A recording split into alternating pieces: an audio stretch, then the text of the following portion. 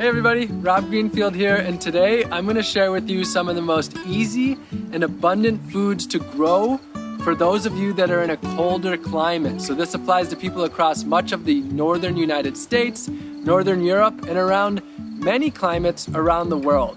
So if that fits you and you want to grow a lot of food in your garden and have a lot of food on your table, then this is definitely the video for you.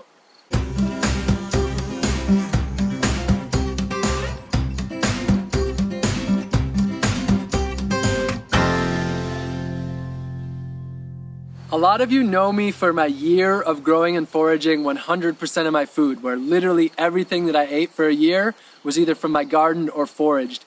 But I did that in Florida, in a very hot climate where I could grow food year around. A lot of people saw what I did and they thought, oh, you can only do this because you're in a warm climate. But the truth is, warm climate, cold climate, as long as you work within your region, you can grow an incredible amount of food. And a lot of the most self-sufficient people that I've ever met live in cold climate places like Wisconsin or Ohio or New York. So there's so many foods that you can grow. It's just about growing what grows well and abundantly in your area. So when I'm talking about easiest and most abundant, easiest means they grow really well. It's hard to kill them. Even if you have what you consider a black thumb, there's a good chance you'll be able to grow these and walk away feeling like you have a green thumb. And then abundant means that they produce a lot of food. But there's a second part to that, and that is that they produce a substantial amount of food on your plate, and that they'll actually be able to fill yourself up and fill your pantry up to get through the winter. Because that's the key in the colder climates. If you want to grow a large portion of your food, it's that you produce as much as you can during those growing months, during the growing season, and then you store it in jars, in freezers, dehydrating it and such, in order to be able to make it through the winter with the food from your garden. So these foods are going to help you drastically reduce the number of times that you need to go to the grocery store and drastically increase the nutrition and the abundance that you're getting straight at home or on your farm right where you are. I have to start with the potato. One thing that a lot of people have the hardest time with is calories. Now, I wanted to show you this potato in particular. It might look crazy to a lot of you, but this is a potato that has been stored in the pantry for about 6 or 7 months now. I'm in southern France, and it's mid-May, and this was put into the pantry in around October or November. So these store for a very long time. So as far as your calories go, potatoes are going to be one of the most calorie dense, producing a large bulk of your food, and they store really well. So this knocks out two really important things. And the potatoes that are left over that you don't eat, this one right here could be planted to produce more. So that is the wonderful potato. The second one I want to share with you is pumpkins, and I am in love with pumpkins. Not just the ones you see that you make jack-o'-lanterns out of. There's many different shapes, colors, and sizes of pumpkins. This is just a beautiful one at the farm that I'm staying at. Pumpkins are amazing because they store a really long time. Again, it's May, and this is from the last season, and it's just as good as can be. And you can also eat the seeds. You can eat the skin, and as a matter of fact, I will take the entire thing except the stem and blend it up into a soup. So pumpkin and different winter squashes, they provide a lot of sustenance, nutrients, and a lot of them are very easy to grow. Grow the ones that are adapted to your climate. Now, next I want to share summer squashes, so zucchini. This actually is more of a winter squash, but it looks kind of like a summer squash, so I'm using it. Now, zucchinis are truly amazing. I've traveled through Washington, through Wisconsin, through New York, all across the northern United States, and people tell me that they have so many zucchinis that they have to try to give them away, but they can't because everybody has so many of them. They get huge, you can eat them when they're giant, or you can eat them when they're small if you want them to be more tender. So zucchinis are a must for a huge amount of sustenance and being extremely easy to grow. The next one I want to talk about is beans. And beans are truly incredible. You can either eat them fresh, right off of the vine or the bush. There's pole beans and there's bush beans. You can eat them fresh. You can wait for them to dry on the vine to have dried beans like you would buy at the store, like your pinto beans or your black beans or your lentils. Or you can can them. These are canned ones, for example. And another way to store them is freezing them. So the freezer is a really great way to store food. It generally costs only a few dollars a month to run a deep chest freezer, and you can store a few 100 pounds of food. So again, one of the most important things in the colder climates is storing the abundance. Canning is one way to do that. Freezing is another. And then there's also drying as well. And then jams, I'll show those as well. There's also the pantry for things like potatoes and carrots that can store in the pantry. So there's a lot of different ways to store your food, and that's the key.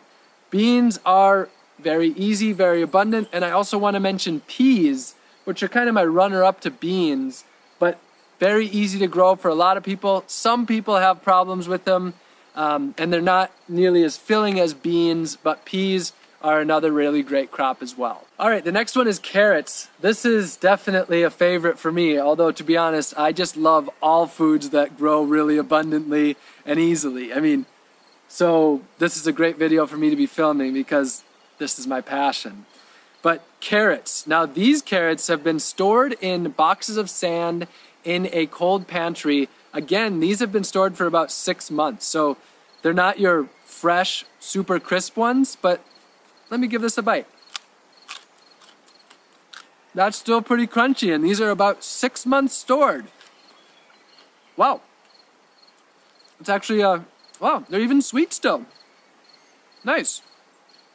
Not as flavorful as some carrots that I've had, but sweet. So these can be stored. They can be canned as well. I love to make carrot juice. I mean, that's one of my favorite things. So carrots, that's an important one. And I want to mention with carrots, beets. Now, for a lot of people, beets are super easy. Some people, beets have been a challenge. So I don't necessarily consider them the most easy, but I have to mention them because they can be very abundant. For some people, they're very easy. But if you grow beets, you have to eat the greens. If you're wasting the greens, you're wasting some of the best nutrients and taste. They're one of the most incredible greens, if you ask me. They're absolutely my favorite, or one of my top favorite greens. So carrots and beets. To continue on, I want to mention a few more root vegetables, and that would be radishes and turnips. So radishes are one of the easiest foods to grow, and you can actually harvest radishes in about 30 days, the small radishes. They're one of the fastest growing crops that there are, and you can grow daikon radishes, which get really huge, and I grew a lot of daikon radish in Florida. And then turnips can be pretty easy to grow as well. They are a nice root. They go really well with potatoes and beets and carrots baked together. I love baked turnip. Living off of your garden doesn't mean living without flavor. In fact, it can mean a really delicious garden full of flavor. This food can be grown right here, and you can harvest it within moments before you're putting it on your plate. So you can get some of the most delicious foods that you'll ever eat. But I really like, in order to have that, for me, there's some key ingredients. Onions are one of them. Herbs are as well, which I'll get into pretty soon. Now, onions can be extremely easy. I want to say that you might have a hard time getting those big, giant onions that you would get at the store.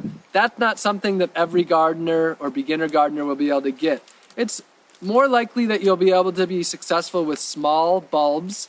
And the other thing that's really one of the easiest is bunching onions, and you can eat the greens. Now you can eat the greens of all onions as well, and actually if you eat just the right amount, you get a crop of green onions and then a crop of the bulbs as well. So the smaller ones are generally easier for beginner gardeners. Another one that I want to mention is garlic. Now, garlic is super important to me. It's a wonderful medicine. It adds an incredible amount of flavor.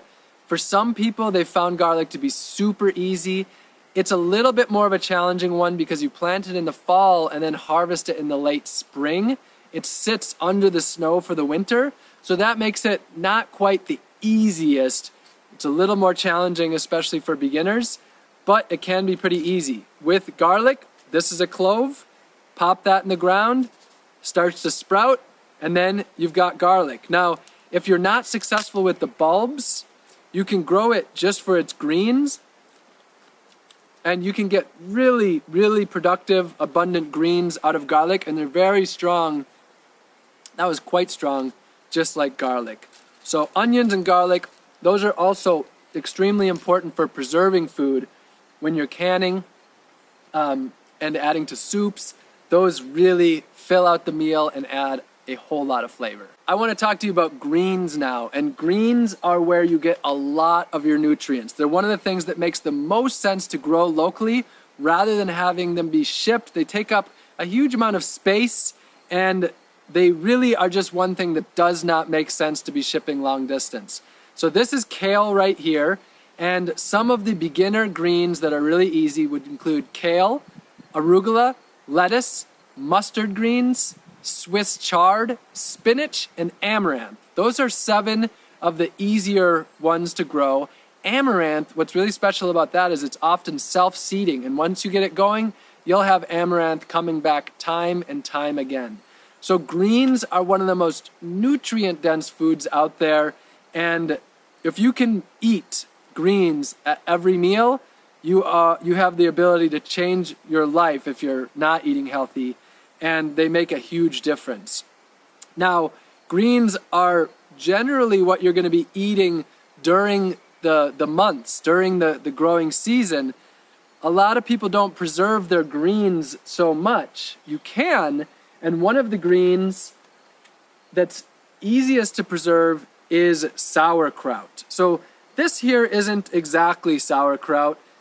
This is more like preserved cabbage. Sauerkraut, though, comes from cabbage, and you can store away jars and jars and jars of sauerkraut. It's just salt, cabbage, and not even water. And then you can add in other things if you want, like herbs, but literally just salt and cabbage stores easily through the winter, and it's delicious, adds so much value to your meal. The fermentation of it through wild fermentation actually increases the nutrient value of it. So cabbage is one that grows pretty well, stores, and makes a really value-added food to add to each of your meals.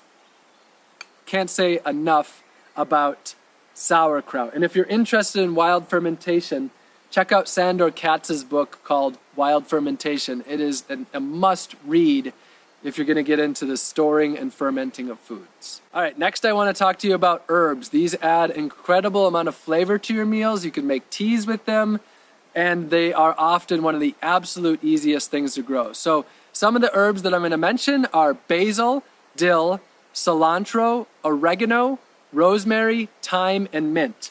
Here is basil. This is being grown in a greenhouse to get it started. I want to mention one thing about basil, and that's that it likes heat. So this is more of the peak of the summer.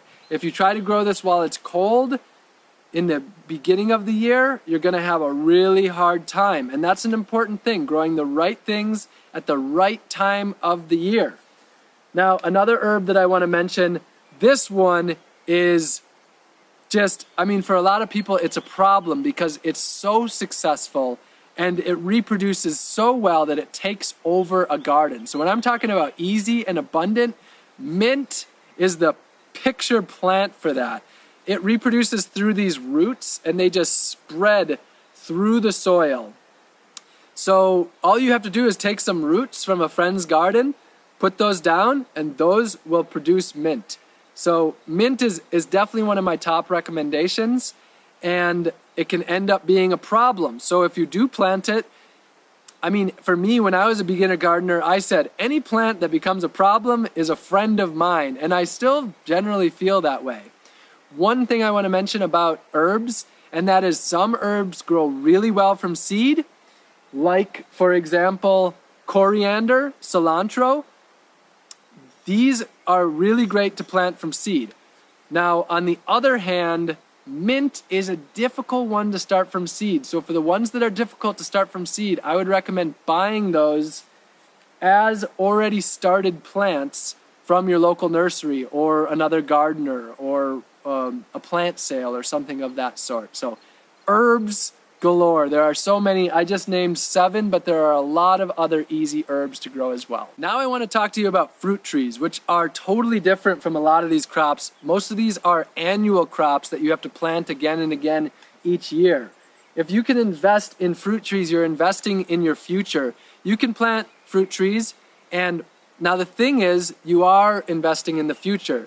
To start getting a lot of apples might take a few years before you get your first apples, and 5 years before you start to get a lot, but you'll have apples for decades to come. So fruit trees that I recommend: apples, pears, plums, mulberries, and cherries. Those are some of the easiest ones to grow in those more northern climates. Apples can store just like this through the winter. You can freeze them. You can make jams. There's so much that you can do with your fresh fruits, and you can also just enjoy incredible amounts of them during the season. So fruit trees are definitely a must. You can plant those around the edges of the property and make use of that vertical space with fruit trees. It's starting to rain here in the garden, so I gotta cruise through these, but we're getting towards the end. Keeping along the lines with fruits, I want to mention some berries. Raspberries and blackberries generally are the easiest, and those can go crazy and become a problem for a lot of people. Blueberries, on the other hand, need acidic soil, so for a lot of people, they are not a beginner. Strawberries also can be pretty easy. However, generally, raspberries and blackberries are more abundant than strawberries. So raspberries and blackberries are my 2 biggest recommendations for berries. But I just want to say there's a lot of other ones out there. Got to mention June berries, also called Saskatoon, or service berries are a really great one as well. Right here I am holding blackberry chutney, and jams are an incredible thing to make out of your raspberries and your blackberries. You can store lots and lots of jam. So that is a really, really great thing about those berries. Okay, next thing I want to mention is tomatoes. Tomatoes grow super abundantly for so many people.